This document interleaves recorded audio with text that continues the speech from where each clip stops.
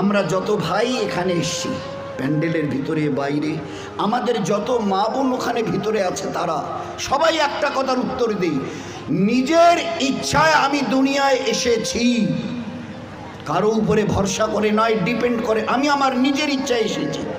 এরকম বলনেওয়ালা কারা কারা আছে একটু হাত তুলে দেখাবেন দয়া করে।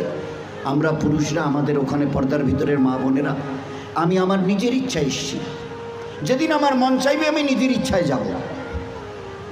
আছে কেউ একথা বলনেওয়ালা দুনিয়ায় এরকম বাহাদুর? আমরা কেউ আসিনি, আমাদেরকে পাঠানো হয়েছে। উই হ্যাভ নট কাম, আমরা আসিনি, আমাদেরকে পাঠানো হয়েছে। আমরা ইচ্ছা করে যেতে চাইলে ইচ্ছা করে যেতেও পর্যন্ত পারবো না। তিনি যেদিন ডাক দেবেন আব্দুর রহমান আয়, তো শত সহস্র বাঁধনকে ছিন্ন করে চলে যেতে হবে। সকিনা রহিমা আয়, তো সমস্ত চোখের পানিকে ভাসিয়ে দিয়ে ওদেরকে চলে যেতে হবে। আমরা কেউ আসিনি, আমাদের পাঠানো হয়েছে। ওলামায়ে কেরাম বলেন, হ্যাঁ তুমি যদি বুক থেকে বলতে পারো আমি আমার নিজের ইচ্ছায় এসেছি, হ্যাঁ তুমি আল্লাহর অনুগত হবার কোনো প্রয়োজন নেই, আল্লাহর ইবাদত তোমার করার কোনো প্রয়োজন নেই। তুমি যখন নিজের ইচ্ছায় এসছো, যা তোমার মন চাইবে তুমি তা করে যাও। হ্যাঁ যদি বলো যে না আমি আমার নিজের ইচ্ছায় তো আসিনি, আমার দয়ালু আল্লাহ আমাকে বড় মেহেরবানি করে মানুষ করে দুনিয়ায় পাঠিয়েছেন, হয় আমি পুরুষ অথবা মেয়ে ছেলে, আজ এই 20, 30, 40, 50 বছরের হায়াত আমার, এই যে এটা আমি পেয়েছি, এটাও আল্লাহ পাকের আমার বড় দয়া মেহেরবানি। তা যদি না হতো, তো আমার আল্লাহ যদি দেখতে চাইতেন, আমার মায়ের পেটে থাকাকালীন আল্লাহ ওখান থেকে আমাকে বিদায় করে দিতে পারতো। বহু বাচ্চা মায়ের পেট থেকে ওইখানে বিদায় নিয়ে চলে গেছে, এক ঝলক আল্লাহ দুনিয়া দেখতে দেয়নি।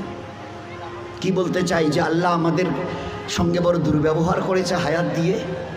তো আল্লাহ বলতে চায় যে তাহলে তুমি কি বলতে চাও আমি একটু ভুল করেছি নাউজুবিল্লাহ?